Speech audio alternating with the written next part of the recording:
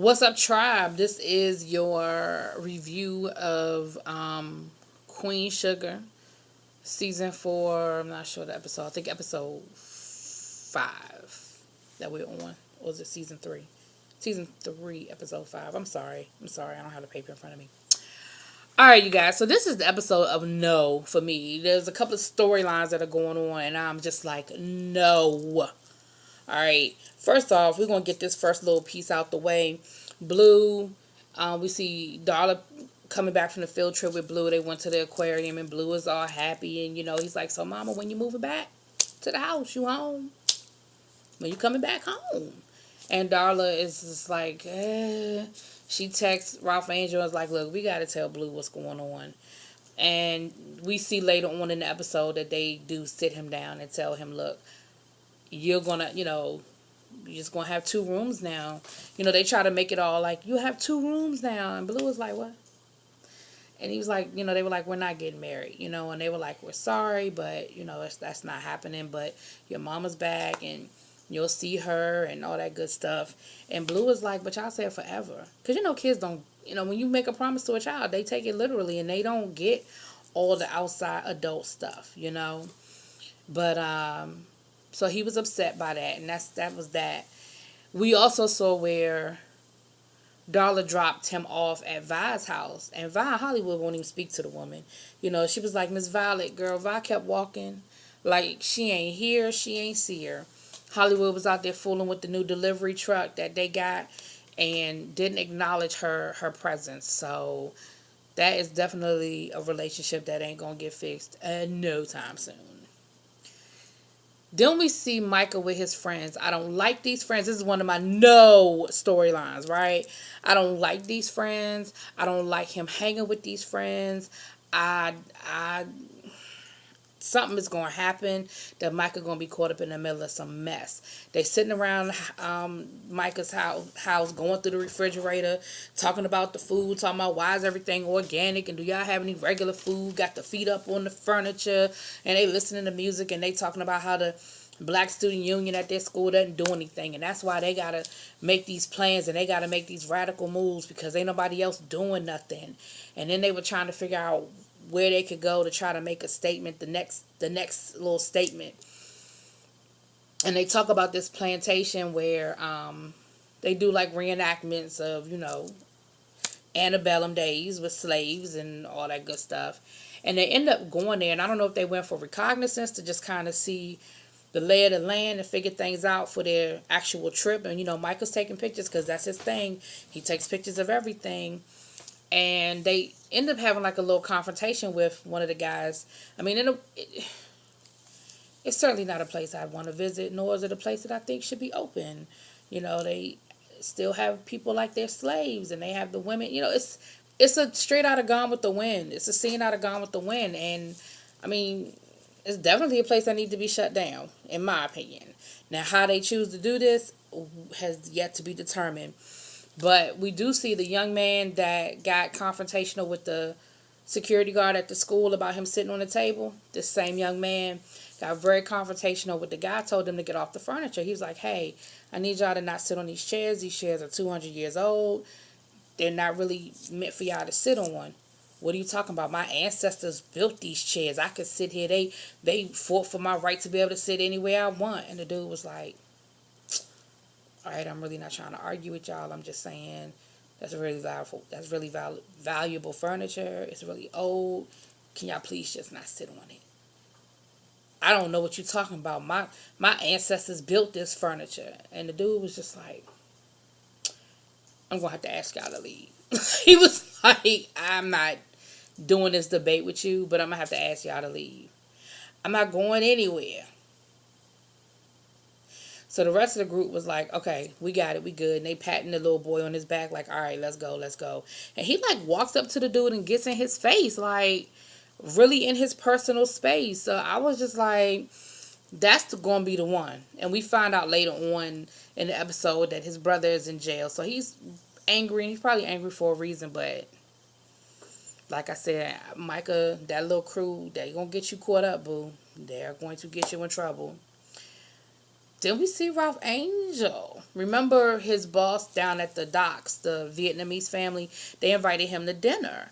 And so he went to dinner and they were having like a seafood broil or a crawfish broil. And they were showing him the girl, the daughter, the one that he'd been flirting with, and she been flirting back.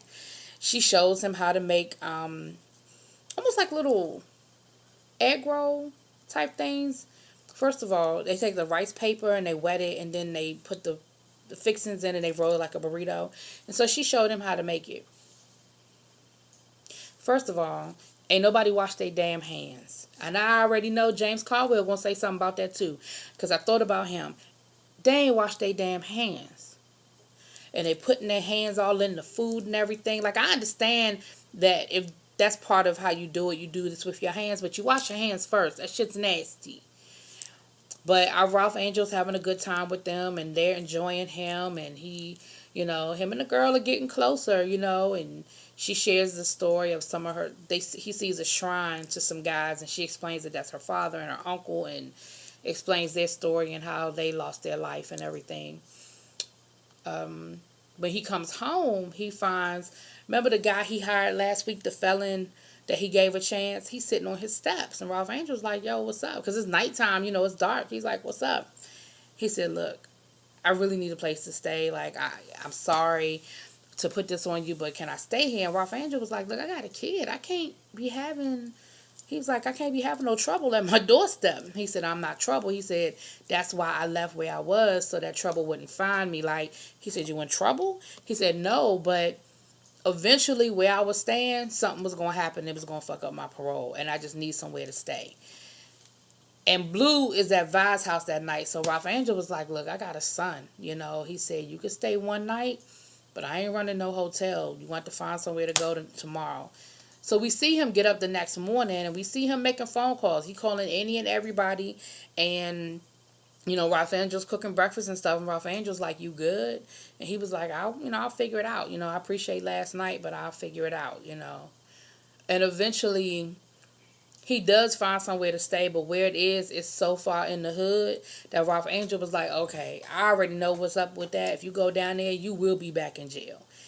And the two of them have a really good conversation just about getting out of jail and just the obstacles that you face when you're a convicted felon, and just the looks. And Ralph Angel told his story about when he first got out of jail and he went to dinner with his dad, and how everybody was just staring at him, because of course it's a small community. They knew who he was and that he had gotten out of jail. He said his father told him, just one day at a time. And the other young man was saying how, he told himself when he got out of jail, he was like, I will not be back. So you see them sort of bonding. And at the end, Ralph Angel tells him, look, you can stay here. I don't want to see you get in trouble. I don't want to see you get messed up. And if you go stay at that little spot you talking about, you're gonna get hemmed up. So he lets him stay. My second no storyline, we see Nova and Remy. Now, I already told y'all last week, I don't like where that's going. I don't like what's happening there. I don't like this writing. I don't like it, Ava. And I know you're not the writer, you're the director, but I don't like it. I don't like it at all. But we see Nova finished her proposal. She sent it in, and Remy was like, look, congratulations. I can't wait to buy it, because she's been hanging out at the farm a lot because that's what she's writing about. So, to be in the surrounding, to get the inspiration, she's in that area. And, Remy invites her to go fishing. He's like, look, I know what we can do to get you, I'm going to take you fishing.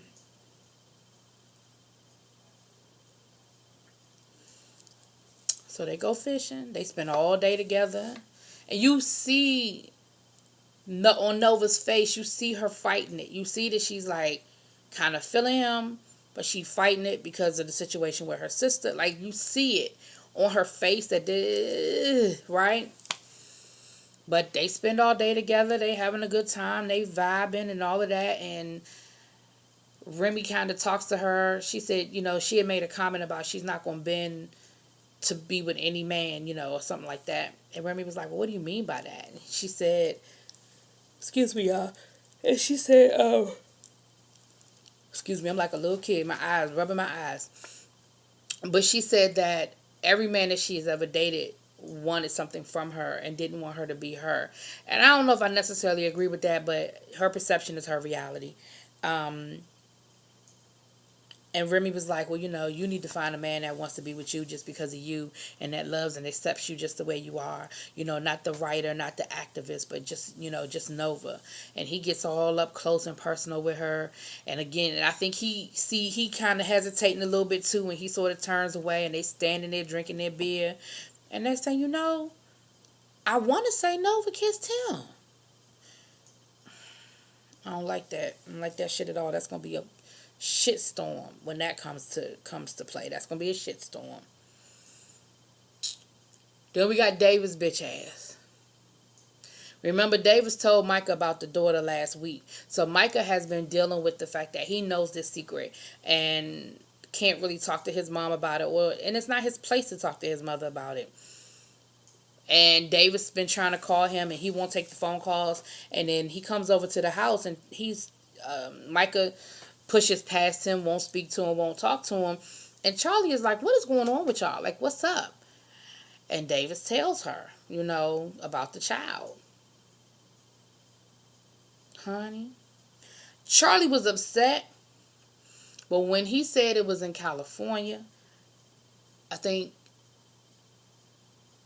and then he said he was going to move back to California because the mother died, Charlie was almost there. But when she found out that he told Micah before he told her, she lost it. That was it. She threw him out, told him get out, all that good stuff. And she sort of just fell out on the floor and was just really losing it. Like she was really having a moment, which is really understandable. And she was just like, I don't get it. Like, why, in our city, you had this totally different family in the same city where we were living every day. And she tries to call Vine, no answer. Nova, no answer. Ralph Angel, no answer. And then she gets a text from Jacob Bordelon.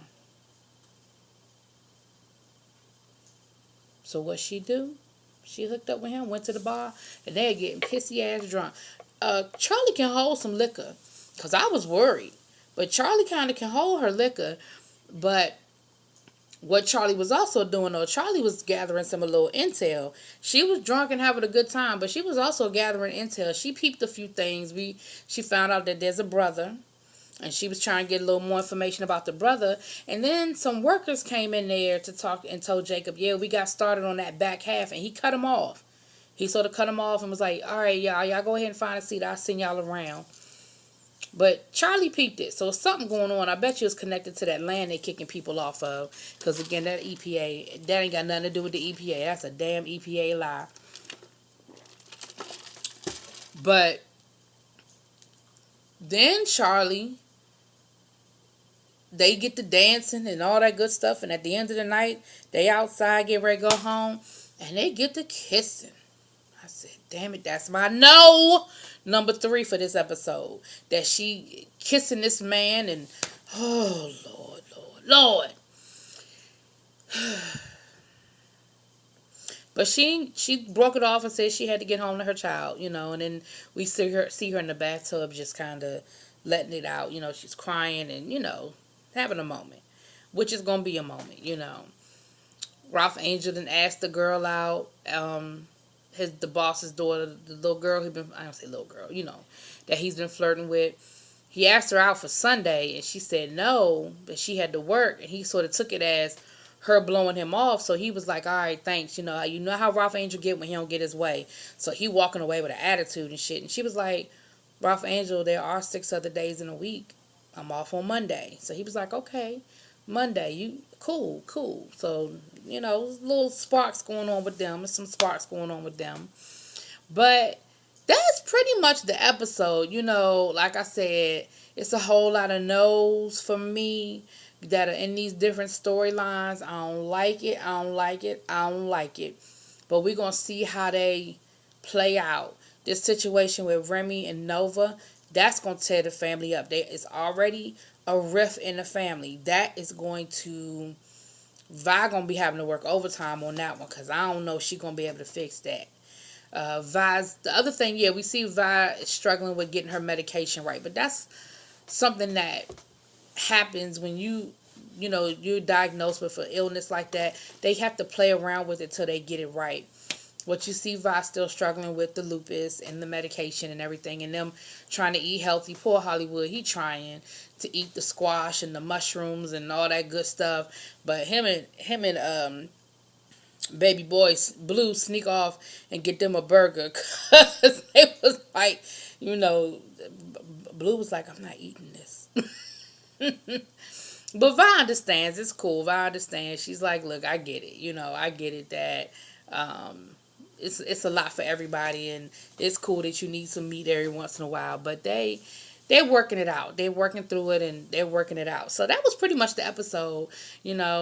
Go ahead and hit that subscribe button and tell me if you like this video and drop it in them comments. And y'all have a good evening.